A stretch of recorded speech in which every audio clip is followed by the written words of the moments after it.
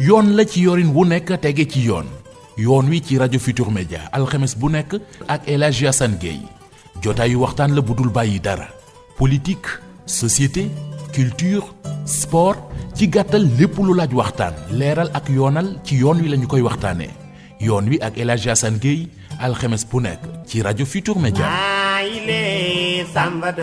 mbokk yi ñu ngi leen di nuyu di rafetlu bu baax seen ànd ak ñun RFM ni ñu ko baaxoo alxames ju ne ci waxtu wi ci kàttanu borom bi ñu àndaat ak yéen seen émission yoon wi ñu ngi am mbégte tey nag ànd ceegu soxna Fatoumata Niang Ba mooy jiitu parti bi di UDSR Union pour le développement du Sénégal renouveau bokk it ci CES conseil économique social environnemental soxna si ñu ngi lay ziar rafetlu teewaay gi. ok El Hadji Assane maa ngi lay dolli ziar di la nuyu di la gërëm si invitation bi nga ma invité tey di ko rafetlu bu baax di gërëm toute l'équipe de la RFM di nuyu tamit auditeurs ak auditrices yi ñuy déglu. jërëjëf am nañ mbégte ànd ceeg soxna ndax soxna su jiite parti ak Sénégal ni mu tëddee ba fii daanaka duñ ne amu fi may bariwul d'abord lu waral nga taamu taxaw ne da ngay taxawal sa parti bopp. waaw El Hadji Assane loolu dama si bég su ma si tontu. parce que tey mun naa ne parti bi bañ koy sos 2010 la. def na tey fukki at. août 2010 ñu nekkoon ay ndaw dem bitim réew jàngi ji fa. bañ fa jàngee doon militer nag si parti politique autant ñu nekkoon si PDS nekkoon ndawu PDS dans le MEL. mouvement élèves étudiants libéral. ba ñuy ñibbisi ñu gis ni Sénégal xëy na jigéen yi fi yoroon parti xëy na bëriwut woon. Marème Wane li moo fi nekkoon mooy Parena. ak moom laa fi gisoon. ñeneen ñi nga xam ne xëy na yoroon nañ parti sax da nga doon gis ni souvent dañ doon def suivisme maanaam topp si ginnaaw njiit bi di tàcculoo jigéen ñi ak remplir ay car. bañ demee ba si biir ñu ne ñun en tant que ndaw dañoo war a xool naka la ñuy développer le leadership féminin mooy jigéen naka lañ koy dëggëralee boppam si mim réew ba nga xam ne tey dinañ dem ba ñu naw ko si wàllu politique respecté ko si wàllu politique. moo tax ba ñu ñibbisee ñu ne lu ñuy njëkk a def mooy créer parti politique gën a dëggal suñu bopp wan ni politique du tàccu politique du remplir ay car du sol ay yére politique développement la. politique sociale la politique éducation la yeneen ak yeneen la. maintenant xam naa ni sensibilisation bi. dans ce sens des na donte ñu bari nag yeewu nañ ci léegi mais des na parce que jigéen ñi ba tey ci arène politique bi place bi ñu leen jox nekkagul ca kanam. loolu dëgg la malgré xëy na am na ay jéego. yu jot a am. avec la parité de monsieur Abdoulaye Wade. ba pare président Macky Sall ba mu ñëwee gën a dëgëral parité bi soo demee tey à l'Assemblée nationale tey xëy na am na foofu seetlu bu ñu fa am si mbirum parité bi am na respect bi ñu ko respecté. soo demee tey si conseil économique social bi ma nekk wala si yeneen institution yi ba tey xëy na sax li gën a des nag mooy soo xoolee tey Sénégal ñun jigéen ñi xëy na waruñu xaar rek ñu samp ñu. ñun ñoo war a liggéey. tax liñ ñee nawee ba di ñu samp. parce que soo xoolee tey Sénégal 552 communes la mais si 552 communes yi maires mooy maanaam maire femme yi dañ leen di compter foog naa ni suñuy mat day ay fukki la ñuy mat. te xëy na ñun jigéen ñun ñoo ko war a xeex. demal suñu bopp pour changer l'image un peu de réew mi changer image yu tamit fañ dëkk parce que tamit jàpp naa suñu takkee suñu sër takk suñu ndigg dem à l'assaut de ces mairies xeex rek war nañu mën a am dara mais ñun tamit ñun ñoo xaw a des tuuti loolu la yéen a war a ak moom mbir mi ci wàllu yorin pourtant de yéen a yor kër yi la ñuy wax ci am na sax ñu léeg-léeg ñoo yor dépense pourquoi pas ci wàllu jiite lu tax ngeen bëgg rek góor ñi ñoom foog ni ñoom rek ñoo war a ne ci kanam dëgg la loolu nag dafay doon ñaari pàcc yu bokkul parce que jigéen rôle am si biir néegu sëyam mooy dafa war a soumise mooy dafa war a jëkkëram si boppam mu topp si ay waawu jëkkëram ak léppam boobu néegu sëy ak néegu politique wala néegu liggéeyukaay bokkul parce que tey jii nii muy man day soo demee sama biir kër li ma fay wane wala li ma fay def maanaam sama borom kër moo nekk sama kilifa. si ay waayam laay woy mais suñu génnee nag si kër gi. foog naa ni terrain politique bi moom si penc mi du ma may benn góor li nga xam ne moom di nga may. di ma bëgg a imposer yenn yi. tontu boobu dina dalal xel lu ñuy foog ni rek xëy na bu ñu nee parité ñu ne jigéen ñi dañoo bëgg voilà dindi kilifteef et cetera bëgg sol tuba yi suñu place. loolu moom dafa nekk li nga xam ne bokkul ñaar yu pàcc yu bokkul la. est-ce que góor ñi dinañ faral di nangu kilifteef li venant de vous est-ce que yow en tant que njiitu parti góor ñi ci ginnaaw militants yi parce que vous n'avez pas que des militantes.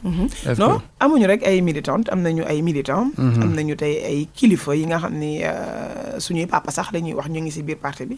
donc ñoom dañu nekk ñi nga xam ne nangu nañ ko avec aisance sax laa wax parce que ñoom tamit xam nga tey njiit pour ñu nangul la xëy na yow nit ki day fekk mu gëm la parce que nit su la gëmee rek dina la nangul donc tey gëm-gëm boobu tey moo animé non militants yi nga xam ne ñu ngi si biir parti bi ba nga xam ne nangul nañ ma tey sama leadership bi nga xam ne maa ngi ko doon si biir parti bi njiitu parti bi di ma si jàppale nag di ma accompagner parce que y a des hommes forts dans le parti ñoom tey foog naa ni Fatoumata su egsee fii góor ñooñu ñoo tax ak jigéen ak ndaw yeeg yi si nekk ngëm-ngëm nga wax lan mooy idéologie bi wala dañuy def comme ñëpp rek parti léegi yi daa mel ni moom li ñuy gis socialistes yi ànd ak libéraux yi jaxase mélangé daal mais xam nga ngëm-ngëm mooy conviction tey parti yu ñu bañ koy créer dama wax lu leer conviction moo taxoon ñu créer ko parce que dañ fa fekkoon benn façon politique mooy ku jóg rek topp si ginnaaw nit parti bañ na ko ba Abdoulaye Wade doon wax parti télécentre mooy ñi nga xam dañuy topp bootu donc ñun dañoo ñëw tey pour faire une politique autrement moo tax à chaque fois bien avant sax ñuy ànd ak le président Macky Sall en 2011 ba ñu créer parti bi lu munti xew si réew mi rek dañuy def ñun une politique bi nga xam ne participative pour wax sunu kaddu jóg si mbirum réew mi naka lañ koy teewee ak li fi am donc jàpp naa ni rek tey dëgg la am na ñi nga xam ne ñu ngi doxee noonu mais ñun day bokkuñu si ñi nga xam ne ñooñ di doxee noonu ñun lu ñu animé mooy des convictions et des valeurs ak réew mi naka lañ koy suqalee Fatoumata Niang Ba mooy sunu gan seen émission yoon week RFM mbokk yi jiite parti bi di UDSR soxna Fatoumata ci wàllu njiit ñeel jigéen ñi faw éducation parce que njàng mi xam-xam aussi bokk na ci li nga xamante ni il paraîtrait que wóoruma que sax daara yi léegi jigéen ñee raw góor ñi ci classe yi tout tànk yi et cetera donc loolu gis nga soloy éducation ci jigéen bu baax a baax parce que tey dañuy wax ni tey éducation ndaw soo ko bëggee jàppale dañ koy dimbali si formation parce que ndaw boo formé rek wala boo éduqué rek tey koo koy yor avenir am ëllëg ndaw mun naa ni l'avenir d'un enfant passe par son éducation donc moo waral tey foog naa ni tey en 2020 lañ nekk te toll nañu foo xam ne ci Sénégal tey muy man waajur gu mu munti doon xam nga avant sax jigéen da doon nekk xale ñu ne bu mu dem jàngi day toog ci kër gi mais léegi foog na loolu dañ ko éradiquer léegi jigéen ñi comme ni ñu ko waxee taanee rek sànq ñoo gën a sax am fulla mun naa ne si njàng mi ñoo gën a am fulla si seen bërëb liggéeyukaay ñoo gën a am pas-pas si lépp lu ñu dugg donc moo tax man lu may wax rek di ko ñaax samay morom mooy tey ndaw yi pour ñu jàppale leen que muy jigéen que muy góor nañ leen a éduquer nañ leen a former pour ëllëg ñu doon xale yi nga xam ne dinañ leen mën a naw am na solo ci wàllu massification également ndax parti politique mbooloo la ay élection mbooloo la laaj gis naa fan yi nga def benn sortie Grand Yoff dinaa ci ñëwaat ci kanam émission bi foofu mbooloo nga fa woon waa Grand Yoff waaye nag ci réew mi est-ce que parti bi law na fi ci yeneen bànqaasam parce que ni ma ko waxee politique aussi mbooloo la laaj dëgg la xam nga tey politique mbooloo la laaj te loolu dafa dëgg moo tax ñun duñu mës a jóg si massification ak mën nañu wax élargissement tey Sénégal 45 départements la parti bi mi ngi ci 23 départements sur les 45. ok parti bi aux élections de 2014 dem nañu ci ay gox élection tey dem nañu Fatick Thiaré Dialgui am nañ fa ay conseillers. yoo nga xam ne UDSR lañ demee ñoom rek Louga am nañ fa ay conseillers. Thiaroye gi am nañ fa ay conseillers. man mii di Fatoumata Benno Bokk Yaakaar laa demee woon donc pour wax ni rek tey parti bi. que ça soit même sax ak Kaolack. nous avons des élus là-bas pour wax ni ne ñun si li ñuy yëngu dañ ko gëm ñun foowuñu parce que xam nga un parti c'est court moyen long terme le court terme xëy na mooy création bi massification élargissement le moyen terme tey xëy na mooy élection yi nga xam ne la ñuy jublu que ça soit joute électorale ak législative ou autre mais le long terme tey mooy parti bi moom gëm-gëmam ak fan la bëgg a yóbbu Sénégal donc tey damay wax ni rek élargissement bi ñu ngi si bu baax ki nga xam ne mi ngi nekk si 23 départements sur les 45 nekk si 13 régions sur les 14 foog naa ni kooku élargir na tentacule parti yi fépp si Sénégal nit ñi nag pour ñu gën la fekk si il faut un discours nouveau parce que aussi dañoo toll ci jamono yoo xam ni ñu baal ma wax dëgg yàlla aji politique yi suñuy kilifa lañu mais léeg-léeg ak weddi da ciy am bañ nañ ko boone diw laa sant sax ñu ne day politique de waaw donc pour wax ak nit ñi ñu gëm la il faut que discours bu bees taxawaay bu bees voilà discours bu bees taxawaay bu bees loolu mooy yoon moo waral tey ñun suñu politique dañ ko gën a axé sur le développement ñun am na ay femmes yu bëri dañ leen di financer sur fonds propres tey soo demee Yoff bi wala Grand Yoff gi ma dëkk Yoff nous avons aidé des femmes mooy Union pour le développement des femmes de Yoff dañ leen de ñoom ñoo leen njëkk a financer defar leen monter leen ay unités de production. ñu def céréales ñu def savon ñu def teinture. tey jii ñooñu ñi ngi jël seeni bagages. di ko yóbbu si bitim réew. te damay wax loolu ñu suñu loxo laal nañ si soo demee Pikine. femmes yi xëy na ñu ngi def ay teinture dugal nañ fa suñu xaalis soo demee Grand Yoff xam nga tamit. chaque commune ak réalité économique bu fa am. tey soo demee Grand Yoff c'est le petit commerce moo fay gindi dox donc ñun femmes yi nga xam ne ñu ngi fa ñu ngi leen di dimbali ak suñu am-am. ñu ngi leen di accompagner peut-être avec des structures financières. pour ñoom ñu mën a développer seeni commerce donc ñun développement moo ñu gën a ñor. donc pour wax ni rek du ay politique tàccu. mooy politique topp si ginnaaw nit. tontu nga ci turu parti bi parce que dama gis Union pour le développement du Sénégal ma ne développement nga wax de développement nag dafa laaj Pastef fu génn gi. dëgg la dëgg la moo waral tax tey ma limal la tey si lii ñu nekk nga xam ne di sa gën a def si développement du leadership féminin. développement de l'entrepreneuriat féminin jigéen yi nga xam ne ñu ngi leen di pousse pour ñu mën a am seen autonomisation yi ma la citeel muy Pikine di Yoff di Grand Yoff. di tey soo demee Fandène bi nga xam ne mi ngi à Thiès. donc ñu ngi wër daal Sénégal di def lu ñu mën. am na solo lu tax nga taamu ànd ak président Macky Sall da nga yaakaar mu yóbbuñu ci développement. waaw le président Macky Sall moom ànd bi depuis 2011 la. du tey donc du dama yaakaar daf ñoo yóbbu ci développement. parce que ñun suñuy ànd ak nit ànduñu ak jëmb bi. ñu dañuy ànd ak vision bi nga xam ne moom la nit ki am.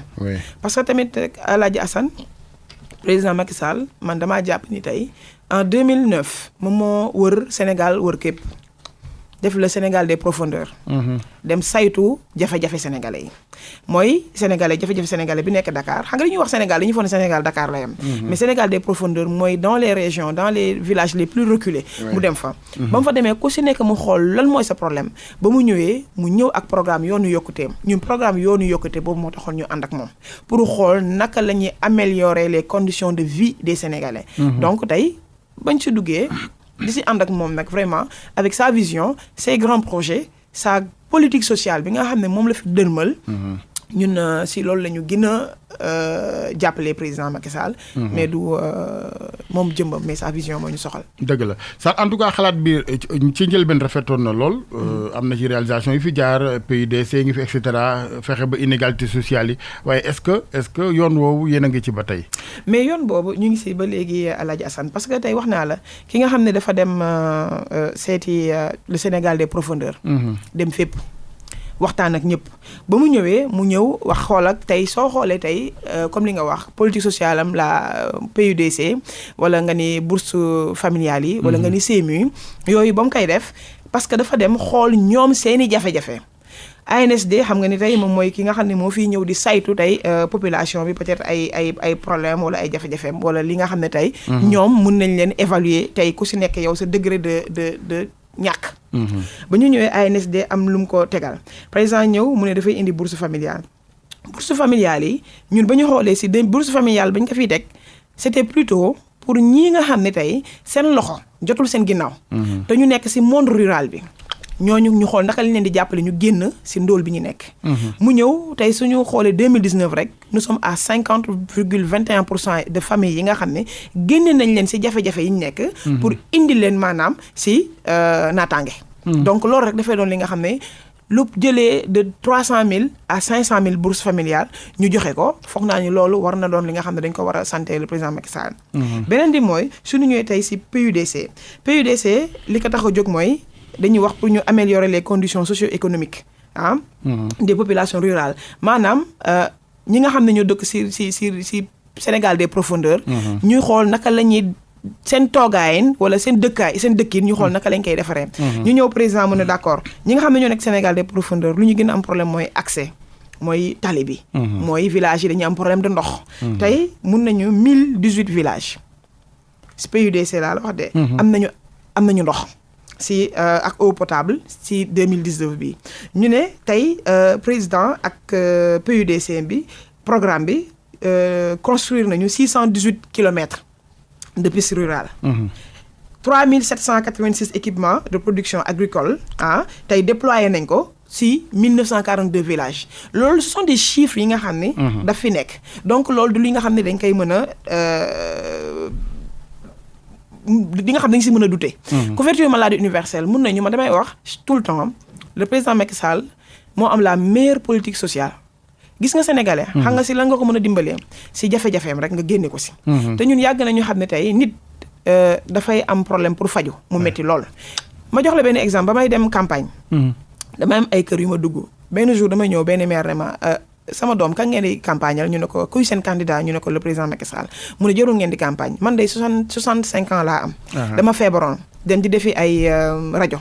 ma damb première séance ma fay 20 000 16 séances yëpp dañ ma ko fayloo gratuitement parce que ñu ne ma da ngaa am plan Sésame. te moom xamu ko woon. xëy na dafay communication bi ak vulgarisation bi des fois dafay des. mais soo xoolee couverture maladie universelle ñu ngi ko tàmbali 2013. si 2013 ba 2019 taux bi en 2013 20% la woon mais ba ñuy excès ba 2019 taux bi est à 52%. ko loolu lay wane ne impacté na positivement say si askan bi. maintenant ñenn ñu koy xarab xëy na bon am na ñu koy xeeb c'est selon parce que ku nekk booy xeeb it daa fekk yow xëy na nga am da ngaa nekkul ci yenn conditions yi maintenant luy saxal programme yi parce que aussi benn mbir la nga fësal xalaat bu ni rafetee yéwén lool am yërmande. waaye lu koy saxal aussi parce que bu ko ci ay bor fekkee lu ci mel ni santé gi wala bourse familiale yooyee aussi dafay plombé yëf yi ça risque. xam nga des fois état moom gestion wu état. dafa doon li nga xam ne du ay faux. état dina am ay bor ñu toog si au courant de premier trimestre wala deuxième trimestre budget wala fin d'année ñu fay bor yooyu. état ku si nekk même kër gi ñu dëkk sax bor dina fa am. donc bor yooyu ba mu amee parce que li may wax dama koy teg si ay faits yu réel démb dama doon waxtaan ak samay xarit yi nga xam dañu nekk si couverture maladie universelle. lii laa ko ñu ko laaj mënuma bor yi si 2019 bi épongé nañu lépp. maanaam fay nañu bor yooyu. parce que loolu dañu doon wax des fois ngay dégg politique yi na waaw CMU bi doxul ak parce que soo demee dañ la naan doxul déedéet. ba léegi mi ngi dox parce que man mii di waxanteeg yow sama waajur bu jigéen dafay liggéey si hôpital. te ba léegi CMU enfant bi mi ngi dox CMU élève bi mi ngi dox plan Sésame bërki démmoo Njaay laa ko utal sama benn nijaay. ñoo dem dépose ñu jox ñu plan Sésame ñu jël ko en charge ci hôpital Fann bi. donc pour vous dire rek ne xëy na communication bi ñeneen ñi ñoo koy ŋaññ. mais ñun xam nañu carrément que CMU couverture maladie universelle dafa doon li nga xam ne guléet la woon ci mim réew. te foog naa ne président Macky Sall même su fi jógee tey da ko fi bàyyi parce que keneen kuy mënti ñoo doon nangu ñu jëlee fi couverture maladie universelle. donc yooyu c'est à saluer ci deuxième trimestre 2019 bi. mun naa la wax ni 2 994 198 personnes ñoo bénéficié wu ci CMU. kon Alaaji Assane foog naa ni loolu lu ñu war a rafetlu la. très bien soxna Fatoumata Niang Ba président fan yi def na remaniement ci wàllu gouvernement am indi ay yeesal d'abord ban xalaat nga ci am ndax ku ne gis nga ni xar kanam gu bees gouvernement bi tëddee. waaw loolu damay rafetlu bu baax tey le président Macky Sall ci gouvernement bi mu mujj tëral parce que loolu damay wax ni c'est un gouvernement d'ouverture et d'unité. xam nga réew dina toll fi nga xam ne yow rek xëy na doo mën a yor sa réew ak xëy na ñi nga àndal. parce que tey yaatal bi mu am ma dama gis ni tey ku jë politique bi sax am nañu ko rafetlu. parce que des fois nit su demee ba yaatal rek mooy bëgg na xam nañu kii li ko tax a jóg mooy l'intérêt des Sénégalais. Alaaji Assane xam nañu yaatal la wala calcul politique pour mën a mepp ñenn ñu noppi loo leen. mais xam nga tey Alaaji Assane fi ñu toll réew bi dafa toll fi nga xam ni benn feebar moo am mbas. mbas mi dafa lëmbee monde bi. mbas mi mooy cette pandémie mooy la Covid-19 mooy feebar bi am. te feebar bi am tey dafa dem ba dafa plombé économie mondiale. dafa dem ba dafa handicapé l'économie sénégalaise. te tey xam nga ni ab réew soo ko yoree nga yor les meilleures politiques économiques sociales. yow rek mënoo ko doxal. il faut des hommes forts. yi nga xam ne ñoo mën a animer ces politiques là. moo tax tey président ne ok tey am na lu xew ci réew mi. tey am nañu problème jafe-jafe feebar bi mi ngi fii tey la sous-région y a des problèmes tey ak gestion Covid bi pour tey politique yi ñu teg relance économique bi ñu def PAP 2A bi nga xam ne teg nañ ko fi damay soxla ay nit yi nga xam ne ce sont des personnes qui ont de l'expérience benn un vécu benn un background ma ñëw ànd ak ñoom yëkkatiwaat Sénégal. donc loolu man foog naa ni ouverture boobu. ak grandeur boobu le président Macky Sall rek moo ko mën te tamit du guléet. gis nañ ko fi ci Diouf gis nañ ko fi ci Abdoulaye Wade donc gis nañ ko fi sax ci Senghor. donc tey su amee tey man dama koy rafetlu ba pare j'en profite nag pour vraiment féliciter le leadership l'homme fort de qui est notre président Macky Sall. très bien xam naa bokkuloo APR waaye yéen a bokk mbootaay genn gi benn bokk yaakaar ndax dafay dëggal ñu ne leen doobi nan amu na ay cadre ak yooyu par exemple ñoom ñoo gañ a kay. waa dëgg la xam nga dañ wax ay jamono ñi gagné nañu jiite mais ñi ñàkk xaar ba beneen.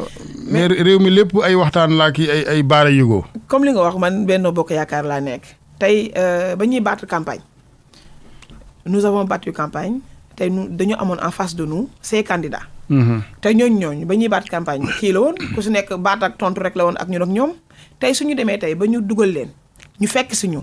ñun dañ leen war a accueillir à bras ouverts parce que tamit damay wax ni. réew du pàccoo.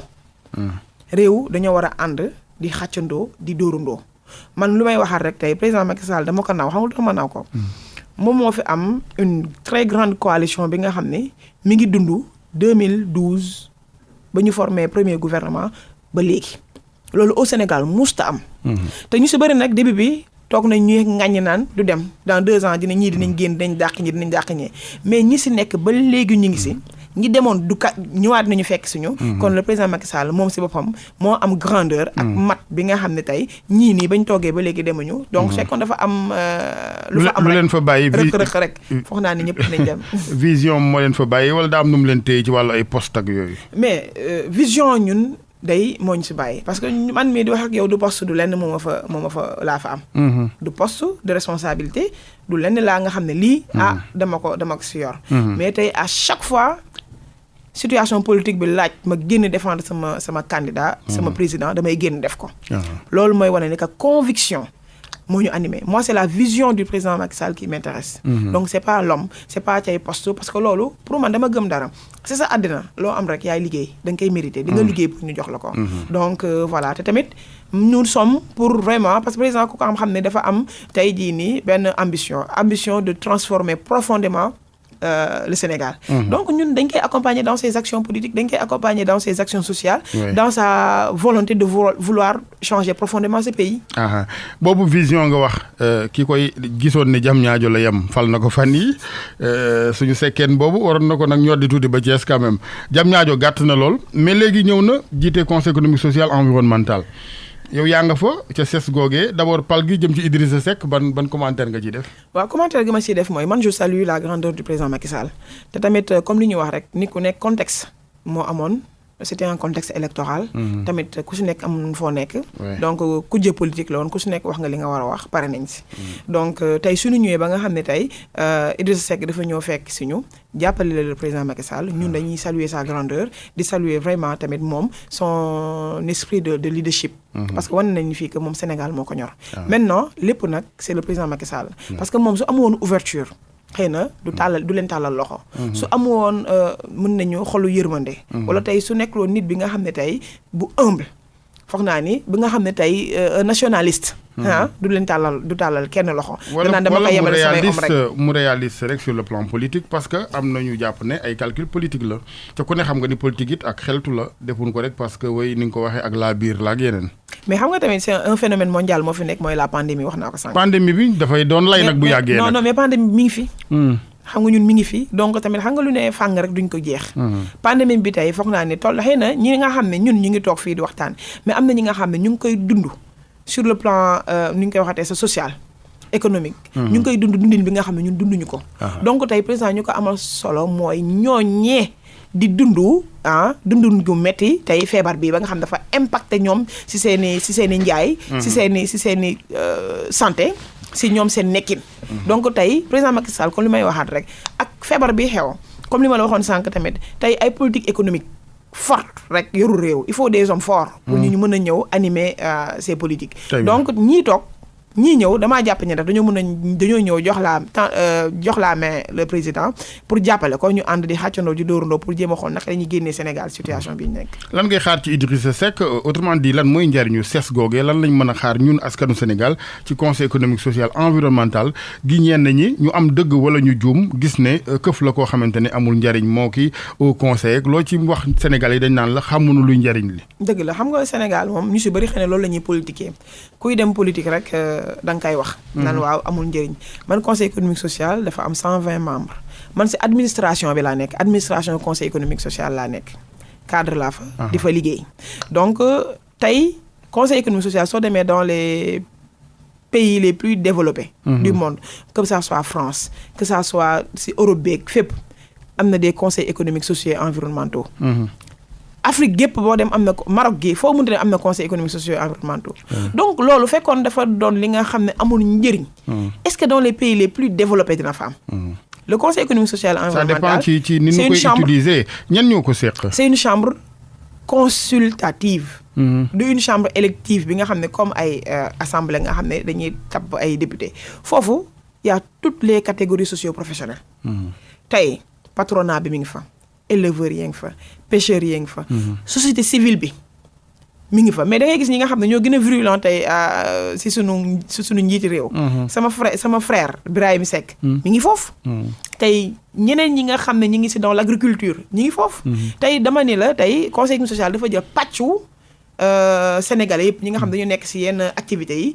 teg leen foofu pour lan ñuy saytu jafe-jafe askan bi. naka la ñuy saytoo jafe-jafe askan bi mooy y a des sessions yi nga xam ne day am sessions yi heure bu amee dañuy jël ay thèmes proposé ko. suñ ko proposé conseillers yooyu def si seeni saytu suñ si saytoo ba pare. jël xool naka la ñuy jëlee seeni recommandations yu ñu def jébal ko le président Macky Sall.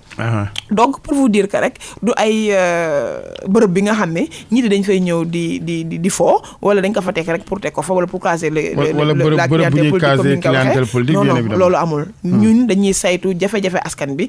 jël ko def ko si rapport jébal ko le président Macky Sall pour mun a xool naka la si apporter moom tamit kii am. est-ce que mu ngi koy jariñoo yu yowoon ba fi soxna Aminata Tall nekkee ba fi soxna Aminata Touré nekkee est-ce que rapport yooyu ñu ngi koy jëfandikoo. ñu ngi koy jëfandikoo parce que mun naa la si jox rek benn exemple parce que ñun si sunu conseil économique social bi le code des marchés. tey jii nii président si la validé sunu recommandation yu ñu si defoon en 2014 ou 2015. donc tey du rek ñun dañ fa toog rek di xëy di liggéey wala ñuy def session conseillers yi nga xam ne ñooy def session yi di dem non. dañuy ñëw pour xool jafe-jafe askan bi tënk ko waxtaanee ko jël ko def ko si livre jël livre ba muy rapport bi jébbal ko le président Macky Sall moom tamit moom mooy kilifa réew bi. des fois moom mooy juger nécessaire ndax lan la si war a def ak wala lu mu si warul def lu mu si seppi lu mu si dul seppi. wala lan la si waxtaanee ak njiitu kilifa bi nga xam ne moo fa nekk.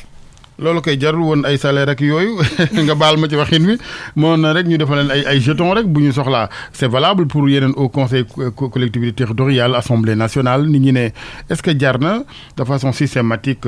mais ñoom ils ont des indemnités. les conseillers. ok ay indemnités la ñu am.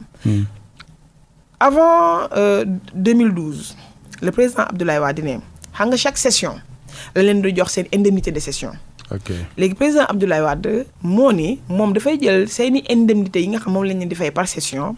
mu tasaare ko ci 12 mois chaque mois mu jox leen ndàmpaay bi. donc li leen di jox dafa méngóog rek indemnité yu ñu leen doon jox. yooyu li ñu jël tas ko rek étaler leen ko ci 12 mois. mu doon li nga xam daf ko waxtaanee xëy na ak CES ba fa nekkoon avant ñun ñuy ñëw 2012. donc loolu la woon lii dañ ko fekk méngóo naa ak salaire ministre ëpp wees na million. non gis nga conseil social ñun ñoo gën a pauvre sax ci institution yi.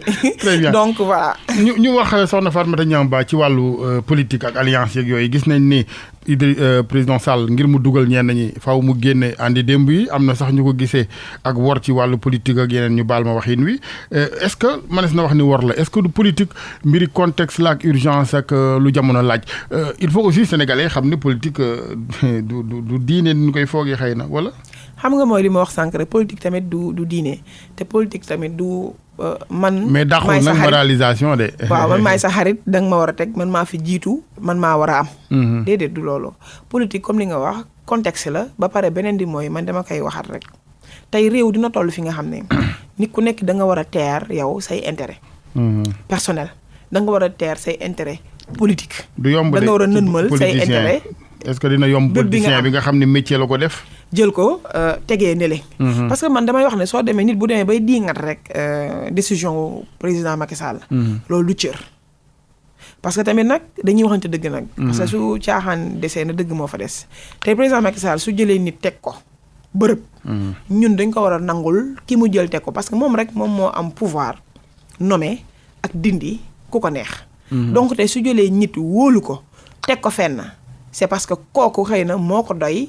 pour mu ànd ak moom liggéey pour xool pàcc bu mu koy fi mu ko tegee xool naka lañ fay demee. beneen di mooy mais ministres yi ñu teg mais gënuñu méritant kenn ils sont pas plus méritants que man mii wala ñeneen ak ñeneen. engagement bu ñu am ñun moom la ñu am. mais président Macky Sall su daanee sur mun naa ni 1 million de personnes ne damay tànn tey 33 personnes wala 34 personnes mais nangul ko. donc damay wax ni rek politique. tamit du ay question de poste.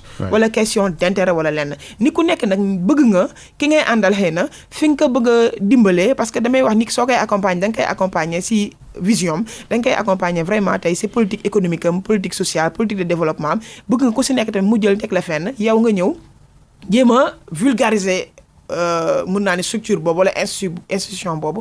pour sénégalais yi xam ne lii day am na fi te président moo ko fi teg. maintenant nag au delà de lépp dañoo war a xam ne tey man lu may waxat rek Sénégal toll na fi nga xam ne tey ak feebar bi nga xam ne ñu ngi wax waxu deuxième vague mi ngi fi lépp luy politique dañ ko teg fële. xam ni y a des hommes forts qui sont là pour l'intérêt national pour vraiment tey pour suqandiwaat suñu réew mi nga xam ne tey pandémie bi xaw na ko toucher économiquement. en tout cas kii def politique de benn bët la war di nelawee avenir Benno Bokk Yaakaar am na ñu leen gisal ak tas xaat. mais tas bi gis nañ ko depuis 2012. ba ñu yéegee rek la ñu gisoon tas bi. dañoo yéeg rek nit ñi wax ko. donc xam naa ni 2012 ba 2020 foog naa ni 2012 ba 2020 day 8 ans. jàll na fi te ba léegi macha allah Benno Bokk Yaakaar mi ngi taxaw ba léegi te mi ngi dëgër. donc foog naa ni loolu rek dañ koy gërëmee tamit di ko santé toute la coalition Benno Bokk Yaakaar loolay wane rek unité bi. moo prôné si lépp. parce que tey président dëgg la lu mu bëgg lu mu am pas yéene pour tey maintenir Benno su waa Benno jàppul woon rek tey xëy na du ñu egsi fii. donc damay wax ne loolu xëy na ay waxu politique la. parce que tey Benno yaatu na ba yeneen force dugg fi. duggaat si donc damay wax ni rek loolu lu rafet la ak lu ñu rafetlu la. am na ñu gis ne yéene bi mooy tàllal ay gi maanaam ba 3e mandat. xam nga waxu 3e mandat bi damay wax ni journalistes yi sax ñoo ko cultivé. ak yenn kujje politique bi.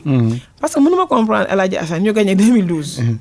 mais le lendemain li ñu commencé wax 3e mandat. loolu may wane ni xëy na ay waxi la yi nga xam ni c'est un débat juste inutile. tey 3e mandat le président Macky Sall a été ferme là-dessus. ba mu siy wax pare na xam nga la moo am solo El Hadji Assane ñun dañu doon dem élection avec un programme mooy le programme liggéeyal ëllëg.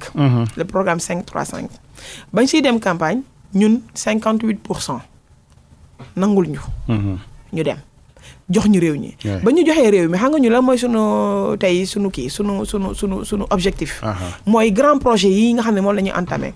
BRT bi nga xam ne tey gis nga travaux yi nga xam ne mi ngi avancé. 100 000 logements bii nga xam ne moom la président teg mooy pour man la meilleure politique de logement possible parce que ko xam sénégalais xam ne sénégalais la mooy problème mooy dëkkuwaay mu jël benn somme bi nga xam ne bu moindre. mu ne somme bi képp kuy sénégalais dinaa def le maximum lépp sama kéemtulaay kantan accompagner la nga am si logement foog naa ni tey ak accès à électricité pour tous. eau pour tous.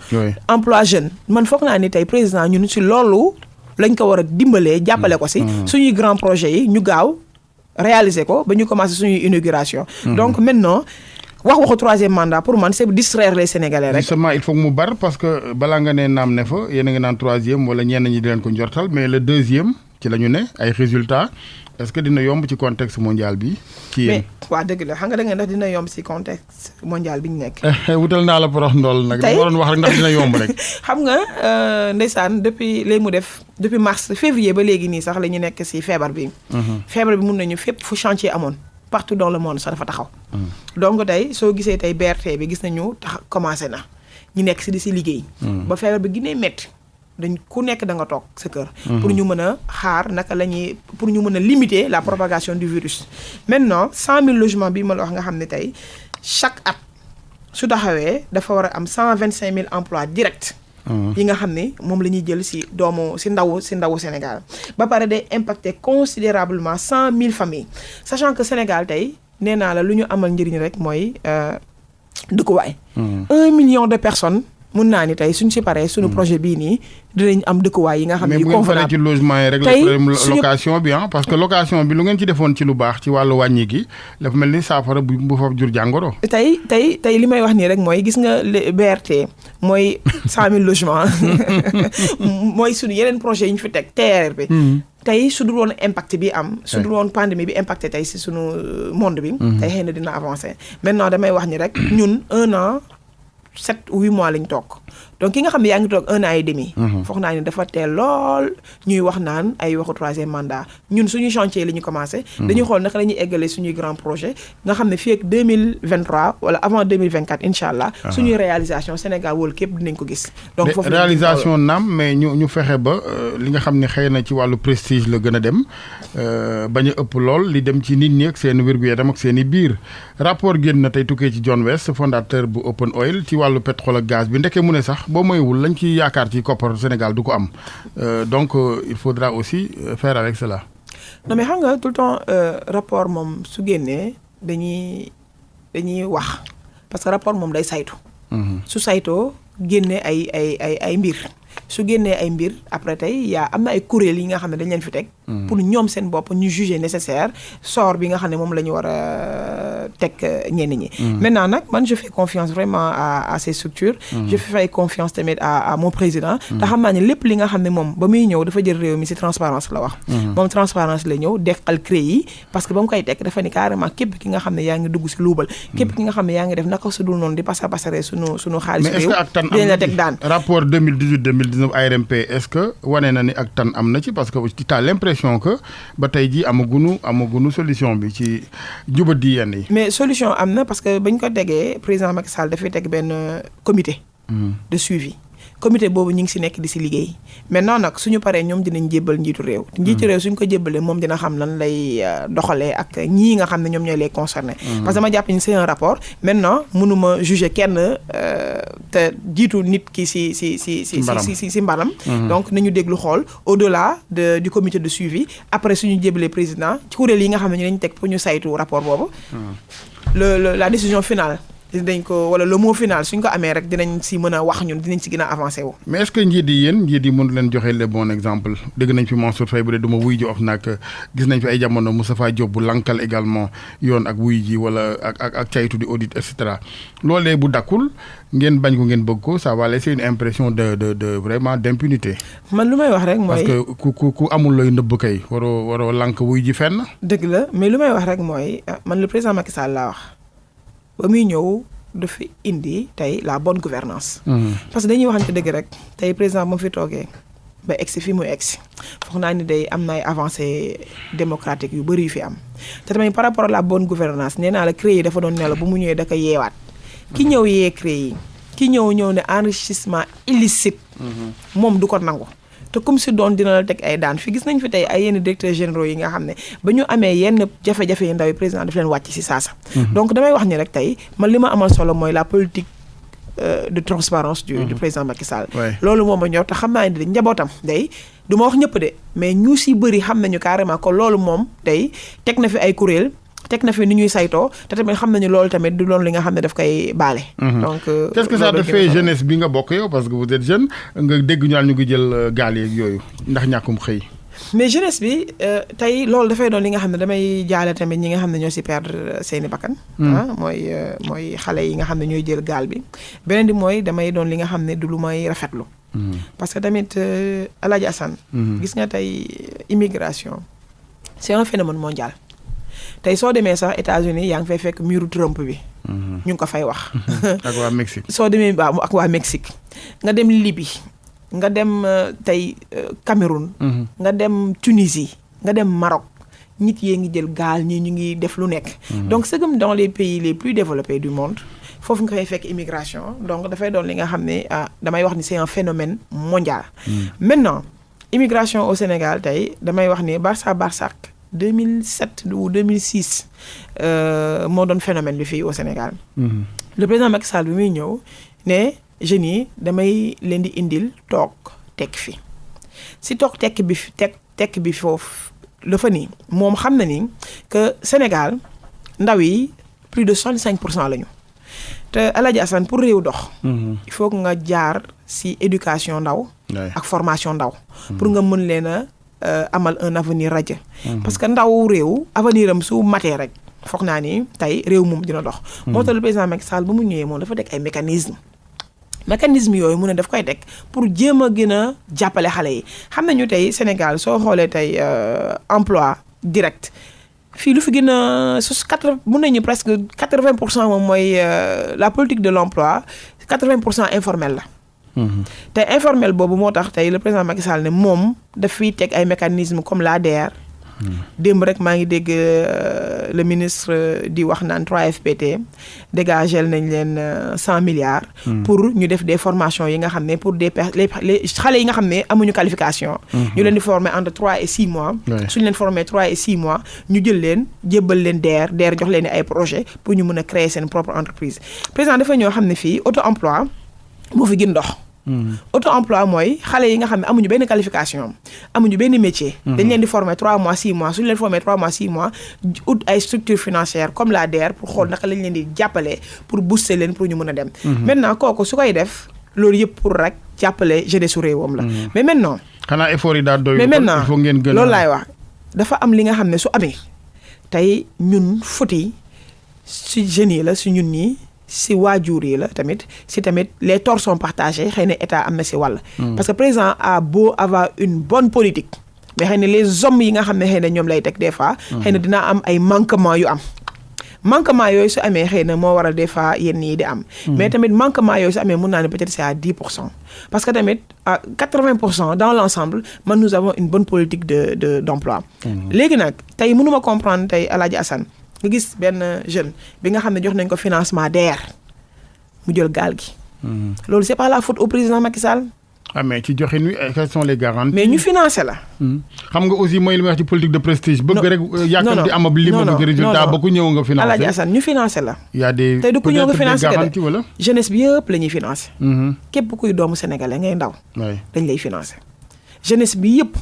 la ñuy jël fayal ay formation yi nga xam ne des personnes non qualifiées jeunes non qualifiés ñu fayal ay formation des courtes formations pour ñu mën a demal suñu bopp pour nga xam ne rapidement xale bi dina jéem a am entrepreneur pour mën a dem te mënuñu comprendre kay xale amoon ñu jox la sa financement nga jël ko dem gaal gi loolu vraiment c'est pas la faute au président. tey mënuma comprendre tey nga ni yow da nga am benn budget 500 000 nga jël 500 000 bi teg si benn 100 000 mu 600 000 jox ko passeur bi mu yóbbu la loolu par exemple pour man y a quelque chose quand même. parce que si 500 000 boobu. tey gis nañ fi ñi nga xam ne ñu ngi jël avec 200 000 la ñuy démarrer. di ubbi seen benn business bu ndaw. di defar ay ataaye. def ko dem ba benn moment def ko benn genre cantine. def seen benn investissement di si liggéey tey foo dem si ko ñi gis nga ay xale yoo xam dañuy am ay investissement yu ndaw. avec 100 000 francs avec 150 000 di si liggéey pour encourager quand même. maintenant les torts sont partagés. les conditions nécessaires pour que ñoom seen business yooyu dox ngeen gën ci bàyyi xel. njiit non kaay ma wax la moo tax li may wax rek gis nga état. warul mën a lépp ñu ne état la. état mënul dem bundu kër bu nekk taxaw fa. ne la yow ndaw mi wala mais les grandes lignes quand même rëdd yu mag yi moytu mbuxum gu bari gi xale yi dañ ma koy jàmbat léeg-léeg nga ne ci marché foo lal juuti ñëw et cetera loolu. bon ak ñeneen ñu may bañ a tudd fii ci bu yàggee day décourager les jeunes entrepreneurs. ma ni Alaaji Assane tey mënu ma nekk waajur. dem jël jaay samay bagage jël presque 1 million jox ko sama doom ne ko demal dugg gaal. loolu c'est la faute aux parents. mënu ma nekk jeune. am sama nekk professeur fii à l'université wala nekk benn enseignant dans une école. jël sama salaire dajale ko 1 an dem. loolu des fois volonté bi si loolu yow yaa am sa volonté bopp def ko. c'est pas l'état. état lajjul foofu état lu mu mën mooy teg des grands mécanismes des mécanismes forts pour accompagner ces jeunes. te def na ko. donc loolu. bërki de moo Ndiaye wax naa la démb rek da nga déglu ministre de kii di ko wax. formation professionnelle di ko wax. impact dugal nañu 100 milliards ci benn programme ci 3FPT pour financer des jeunes des financements des formations de 3 à 6 mois. pour des jeunes non qualifiés pour après ñu yóbbu leen DER ñu financer leen yaa ci DER rek financé na fi plus de 2000 projets. donc maintenant damay wax nit ki tamit du ma ñëw di la dimbali su ma la dimbalee nga jël li ma la dimbalee yóbbu ko defee ko lu la neexee. nga ni sama faute la loolu mënut a ñàkk. li may ñaax rek mooy. plus de vigilance.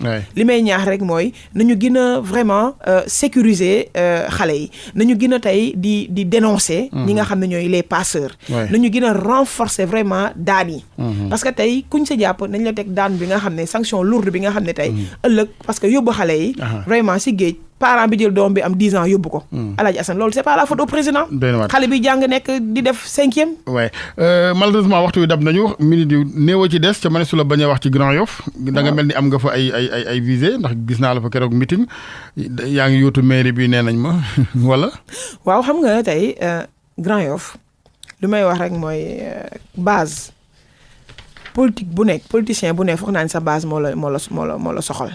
naam da ngay nekk sur le plan national Grand Yoff lu may wax man lu ñu bëgg mooy changer l'image de cette commune tey am nañu un maire bu fa nekk depuis 2014 ba léegi xam nga président sax damay wax moom yokkal na leen ay at depuis seen mandat jeex na depuis ba mu jeexee ba léegi mais nous avons un maire qui n'a pas de bilan parce que tey lu ma bëgg mooy ñun Grand Yoff ñun suñu bopp ñoo war a ànd sous réserve de sa réponse parce que nekkul ci émission bi am suñu fulla xool naka la ñuy demee jël gox boobu changer ko mooy développer ko avec des programmes parce que tamit nag mën naa jàpp tey am nañu maire bu fa nekk mais man gisuma fa benn réalisation sincèrement lu ngeen koy sikkeel lu ma fa gis mooy gisuma fa bilan parce que la dernière fois déglu naa ko émission ñu invité ko émission suñu rajo communautaire bañ ko laajee bilan am li ma la wax ne y a un mois dafa ne naa xaar ba élection yi du jub si mu wax bilan pour man bilan fekkee da nga ko war a wax à l'aise parce que tu as réalisé un seul marché muy le marché Arafat gisuma fa leneen xanaa nga dem ngénte wala nga dem xew yóbbu fa ay saako ceeb non ñun xaaruñu loolu si maire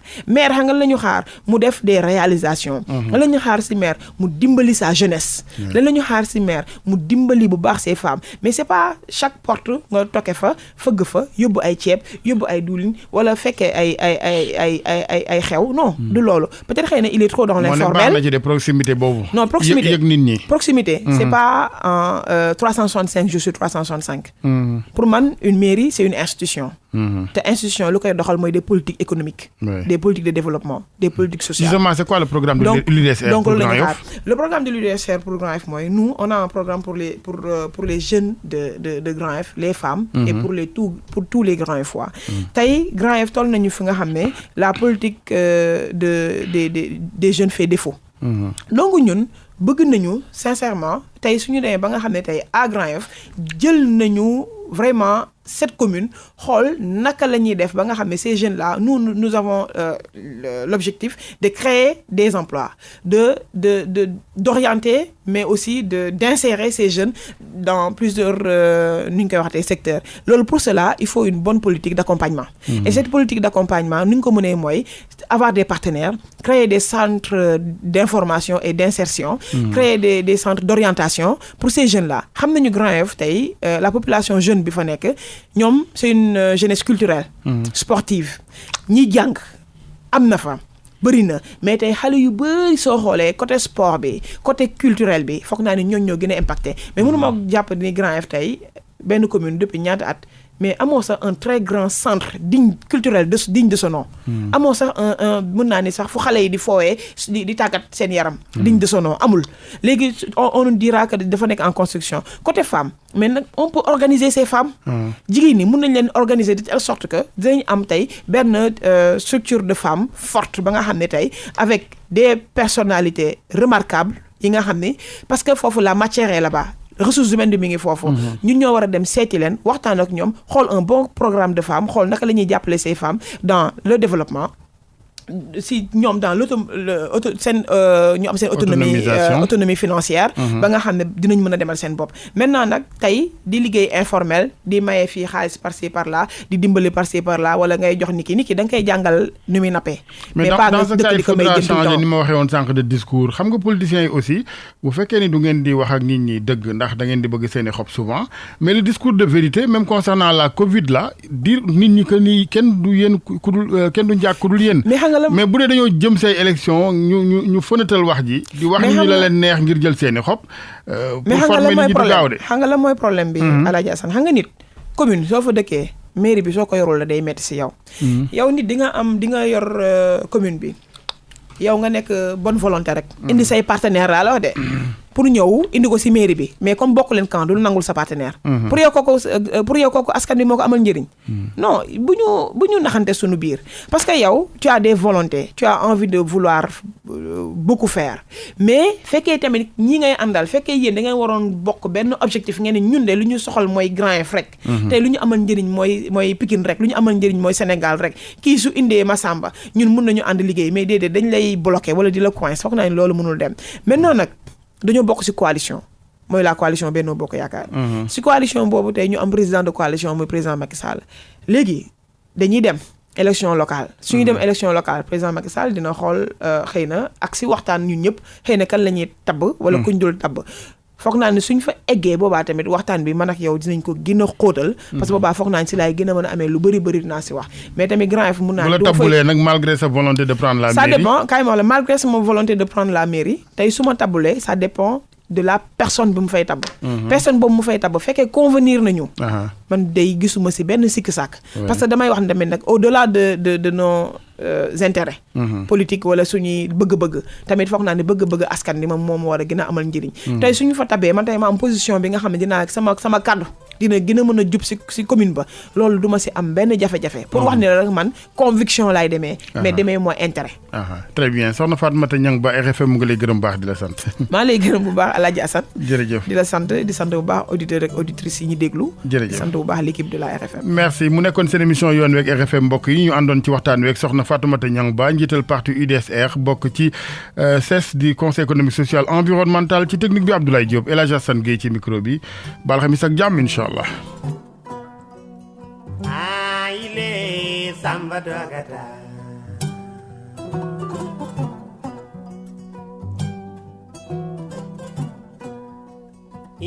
Yaile samba dogata aile jamma berdoa